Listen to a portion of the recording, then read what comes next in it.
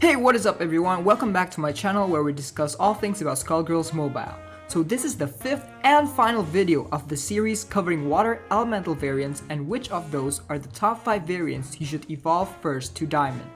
Cutting straight into the chase, this video is for those of you who are new to the game and not sure which variants to evolve.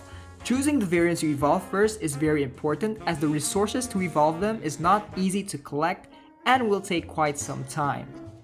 Like my previous videos, the main factors that I considered when making this list is late game viability and comparison with other variants of the same character. This means that if I included Understudy in this video, that means she's an amazing water variant and also an amazing Cerebella variant to evolve. And again, this is only an example and Understudy is definitely not in the list.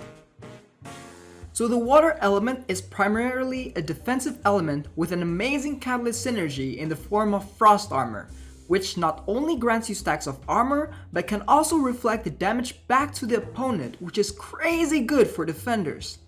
This synergy virtually makes all water variants considerable in Rift defense. Imagine fighting a full base of frost armors. While that might not work in the higher tiers, it could steal you some easy wins in lower rank Rift play. Expect water variants to be tanky with high health points and signature abilities that solidifies their defenses. But there are a few offensive exceptions that truly stand out among the crowd of beefy water tanks. Alright, it's time to cut the intro short and get onto the list.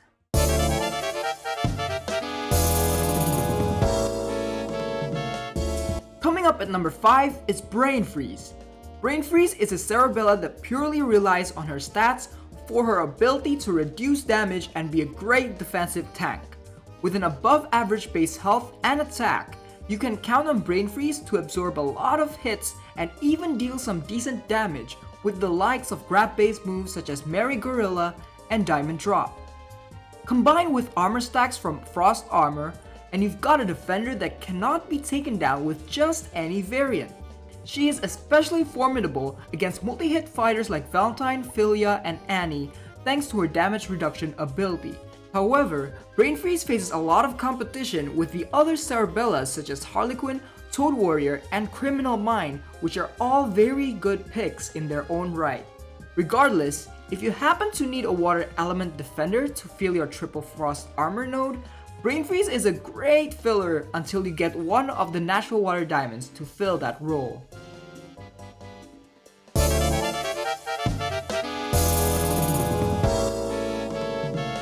Starting at number 4, we have Hack and Splash, one of the few offensive water element variants that can deal some serious damage.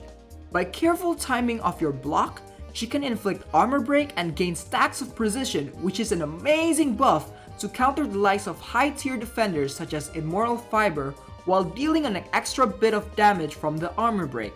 If you're really good with Headless, you can easily chip in the opponent's health for every head attack if they're inflicted with Cripple. As a misfortune with one of the highest raw attack stat, investment in crit damage, piercing, and even more attack can allow Hack and Splash to literally close out games in mere seconds from a crit boosted precision hit through Fiber Upper, El Gato, and Cat Slide. Even among misfortunes, the ability to gain 5 stacks of precision from a simple block is immensely powerful and also unique. I would highly recommend using Hack and Splash, especially if you need more variants that can deal a high damage precision hit.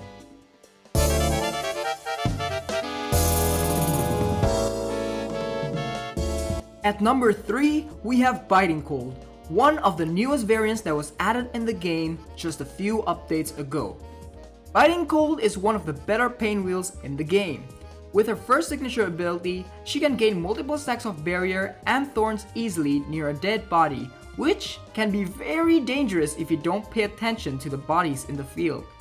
With the AI moving about and constantly tagging out, it can be easier said than done to prevent Biting Cold's signature ability from activating.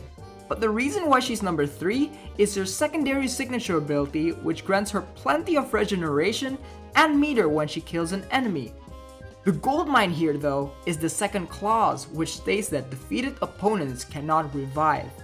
This is a huge deal and allows Biting Cold to be used as a sneaky secondary fighter to kill off reviving opponents such as Plot Twisted and Last Hope, or against the modifiers in Air and Light Weak in Rift, which can revive opponents after a few seconds have passed.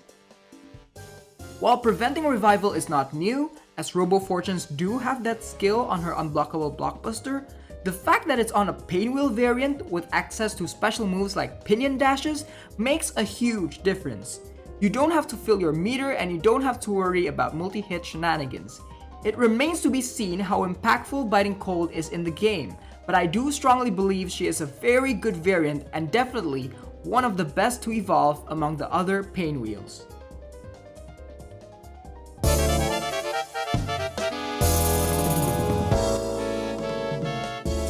And at number 2, we have Blue Screen. Blue Screen is one of the top tier defenders in the game. She is an absolute defensive tank that can gain armor literally by doing nothing. I shouldn't tell you again, but gaining armor is huge for water element defenders because of frost armor. Instant reflect damage obtained every 5 seconds is absolutely nuts, and with an above average health stat to back it up, Blue Screen is not going to be taken down easily. In Rift battles, Blue Screen absolutely dominates in defenses, and to make matters worse, her second signature ability to detonate when she dies can cause opponents to lose their blockbuster finish points if they don't follow up with another blockbuster. There's a lot of things players will have to play around to successfully clear Blue Screen with high points. All these reasons is why Blue Screen is number 2, even though she's possibly the best water element defender to evolve to Diamond.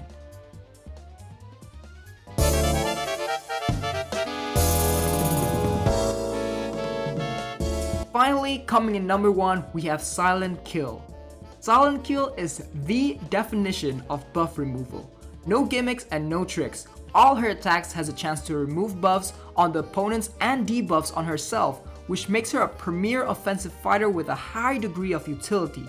Combined with Valentine's marketability ICU and an arsenal of moves with varying effects, from bleed to meter control and high damage output, Silent Kill has all the tools she needs to stand out amongst the other water variants and Valentines in the game. Her only drawback is her lower than average attack stat as a Valentine, which could be remedied a bit through investment in attack and piercing alongside bleed inflicting moves. However, against bulky defenders that resist all these things such as splitting image in a triple light based Rift defense, the lack of damage can really show. Regardless, against most other threats, Silent Kill is a huge utility variant that can be used in most situations without fail. I highly recommend to invest in one once you get her as a prize fight reward.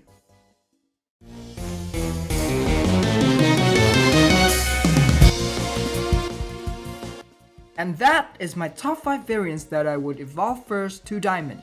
As more variants are released, this list could potentially change, but as of this 4.7 update, these are what I think are the best non-Diamond water variants that we currently have in the game. Before I continue on to the next segment, I would just want to give a big shout out to Matsuru, one of the best players in the game that has reached the top 3 in Rift multiple times. Matsuru helped me with footage for Biting Cold, and we also had a little bit of discussion about this particular list. I am truly grateful for Matsuru's help, especially for an insight to one variant that I had no clue about, which we'll discuss in the next section, which is, yep, you guessed it, the special mentions. Like in the past, the special mentions are variants that I considered to be top 5 but decided not to for various reasons. Okay, so the first one up is Bad Miss Frosty, a silver Philia variant with a unique toolkit that no other Philia has access to. As a Philia, she is primarily a bleeder but can also inflict armor break to counter frost armor nodes and disable blockbusters. This combination of skills allows Bad Miss Frosty to inflict loads of chip damage from bleeds while also controlling the opponent's meter, which is a unique property that no other Philia variants can do. I think she's better than most people give credit for, and in comparison to other Philia variants, I do believe she's one of the better ones. The only reason she didn't make it into the list is because she's quite a niche variant that you'd use only in a specific scenario or against certain nodes. Regardless, she is still very good for her niche and is a considerable variant to evolve. Next we have Dead of Winter, a water element squiggly that can revive countless of times as long as a timer allows for it. You'll often see her paired with a notoriously strong defender Plot Twisted, which together makes a very strong defensive node that can be difficult to take down.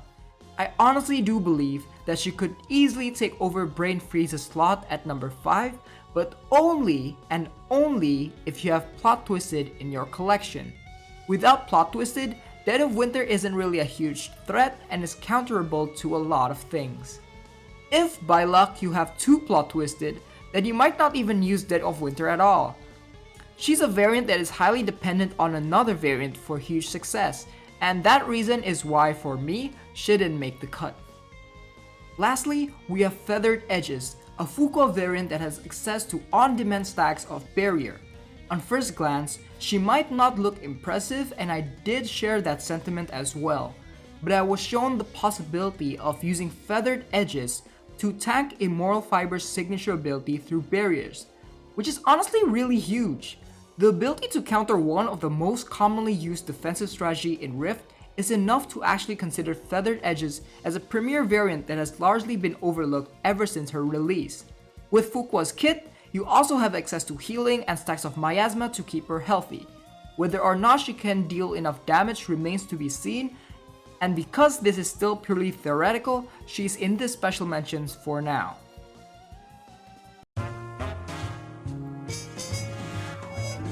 Okay, so that is the end of this top 5 water variants that you should evolve first into Diamond. Let me know your thoughts about this list and whether you agree or disagree in the comments down below. Thank you all so much for watching this video, and be sure to give a like and subscribe if you're new to the channel. Hope you all have a great day, and I will see you in the next video.